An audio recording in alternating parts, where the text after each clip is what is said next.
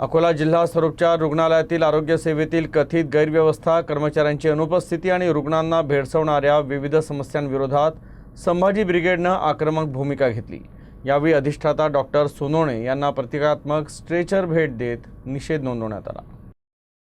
एका महिलेला आपल्या आजारी पतीला पाठीवर घेऊन उपचारासाठी ओपीडी विभागात फिरावं लागल्याची घटना समोर आली होती। या घटनेनं सर्व स्तरातून निषेध व्यक्त करण्यात आला। या घटनेची गंभीरपणे दखल घेत संभाजी ब्रिगेडनं आंदोलन पुकारलं आहे। त्यांनी अधिष्ठात्यांना प्रतिकात्मक स्ट्रेचर भेट दिलं।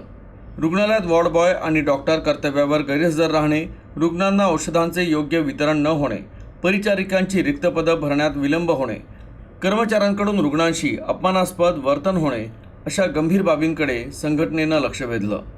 तर शासनाकडून रुग्णालयाच्या बांधकामासाठी 150 कोटींचा निधी मंजूर झाल्यानंतरही काम अत्यंत संथ गतीनं सुरू असल्याचा आरोप संभाजी ब्रिगेडनं केला।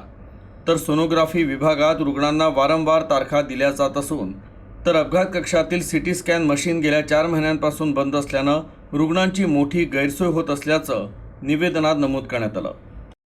विषय होता की जो आपला जे जीएमसी आहे, जीएमसीला जे व्हिडिओ व्हायरल झाला, एका महिलाचा जो तिच्या पतीला घेऊन खांद्यावर घेऊन चालली होती आणि इथलचा जो एक भोंगळा कारभार आहे एकदम, म्हणजे इथं माणुसकी नावाची चीज नाही आहे। इथलचा स्टाफ आहे, आम्ही आज डीनला भेटलो तर डीनचं असं म्हणणं आहे की आम्ही वारंवार पत्रव्यवहार केला शासनाला की इथं जागा रिक्त आहेत, इथं जागा नाही आहेत, त्याच्यासाठी पत्रव्यवहार करून पण शासन स्वतः पत्रव्यवहार करून पण इथं जागा भरल्या जात नाही। ही मोठी शोकांतिका आहे आणि इथं कोणत्याच व्यवस्था नाही आहे ना, पूर्ण अस्वच्छता आहे आणि स्टाफ इथलचा एकदम अग्रेसिव्ह बोलते कोणाही सोबत। मागे एक आमदार बोलले होते तर हा स्टाफ पूर्ण याच्यावर गेला होता, स्ट्राईकवर गेला होता। पण हे सर्वसामान्य लोकांसोबत जेव्हा असे बोलतात तर आम्ही कुठं जायचं? आमच्यासारख्या सर्वसामान्य लोकांना कोणत्या स्ट्राईकवर जायचं?